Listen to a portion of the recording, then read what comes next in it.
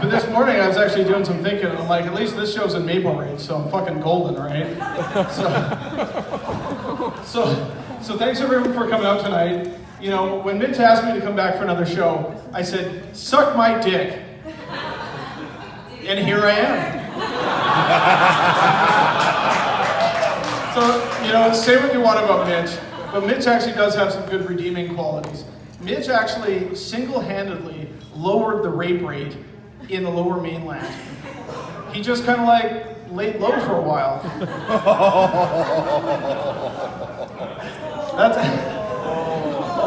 That's a preemptive strike, Mitch. So if anything you guys have heard tonight has offended anybody, let me remind you that you're at the Mitch Lennox show, so welcome to the fucking Thunderdome.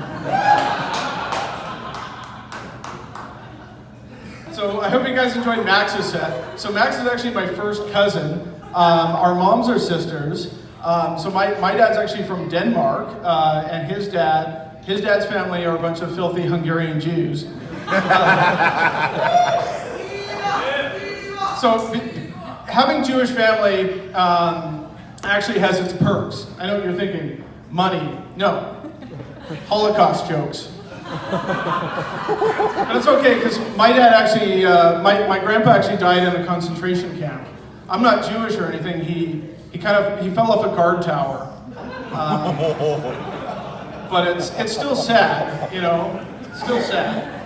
So, you know, and by coming out tonight, you guys are supporting a good cause. You're supporting the Tfox Foundation. Because we all know somebody or have known somebody who has, you know, suffered with cancer. That's going to be the only, you know, serious thing I say tonight. So the last couple shows we actually supported, I think, the BC Children's Hospital and the Jumpstart for Kids Foundation, if I remember. But I actually don't really care about supporting kids, because the way I look at it is children are just going to turn into adults anyways, and then we're going to have to fight them for food and resources and women. So, you know, I got this like crazy uncle who actually like loves kids. He works at one of those summer camps, and it's for children that you know, are like about to become molested. So he says the pay sucks, but the benefits, you know, the benefits. So the good people at the Tfox Foundation even helped us book the venue with the promise that I wouldn't tell the jokes that I just told.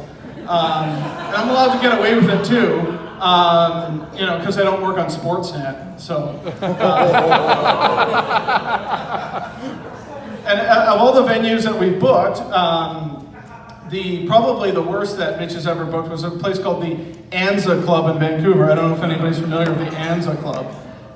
So the place is a bit of a dump, but I had to park about 4 or 5 blocks away that night, and when you know it, of all times, I accidentally locked my keys inside my car, and to make matters worse, I was actually parked across the street from an abortion clinic. So you can imagine the look on my face when I had to go in and ask to borrow a coat hanger.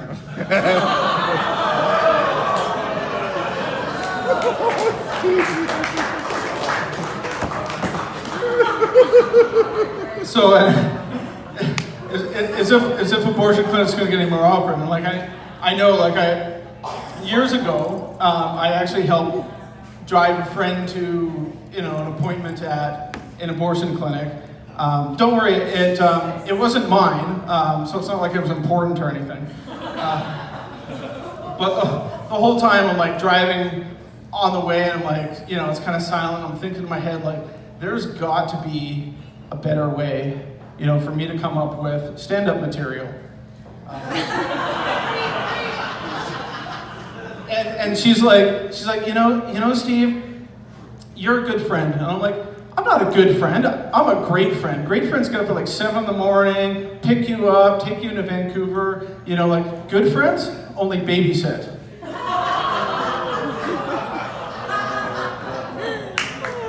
So the funny thing is, earlier today, like literally a few hours ago, I'm in a group chat with Lee and Mitch, And Lee just out of total left field comes out and he says, "Has anyone covered abortion jokes?" You're fucking ruining it. Big Steve has you covered, buddy. It's gonna be okay. Abortion, it brings out the kid in you.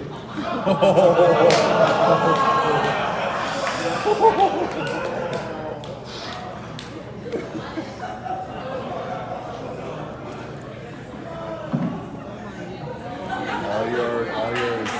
So I was recently at a Greek wedding, and I wasn't actually able to dodge the ceremony because I was a groomsman, I've always hated church when I was a kid because, to me it was just so confusing. Like, you gotta get up, sit down, kneel. Like, if the priest could just pick a position and fuck you already, it'd be so much easier, right? So. And I'm actually up next to get married. These days I have to live vicariously through my 25-year-old sales guy, Troy, who's a mad Tinder expert. And I always got to hear about how he's getting love sick, or chlamydia as they call it. I mean, I remember one time when I was single. I woke up to a surprise blowjob. Now you guys are thinking like, that doesn't sound so bad, right? Yet, never pass out on the SkyTrain with your mouth open.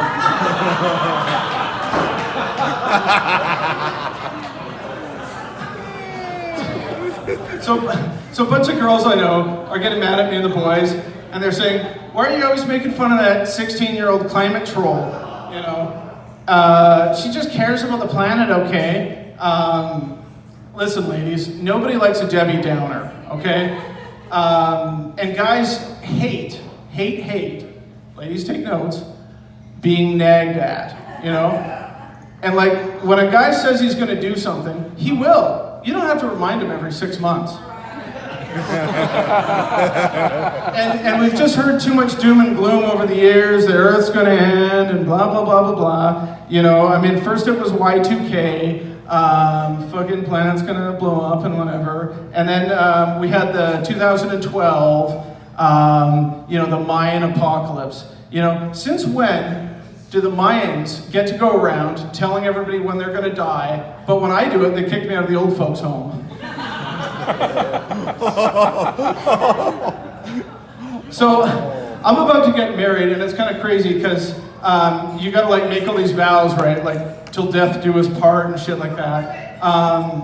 As if we're gonna like die at the same age, And I'm figuring she's gonna outlive me by like a solid 20 years. Not like she's some massive like health and fitness buff or something like that. It's just I do a lot of stupid shit. So, I told her when I die, I want my remains spread out over Disneyland. Also, I don't want to be cremated. I figure about, 15 to 20 pieces should do.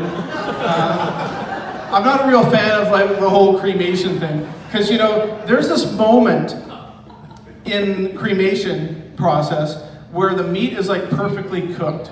It just kind of creeps me out a little bit, that's all.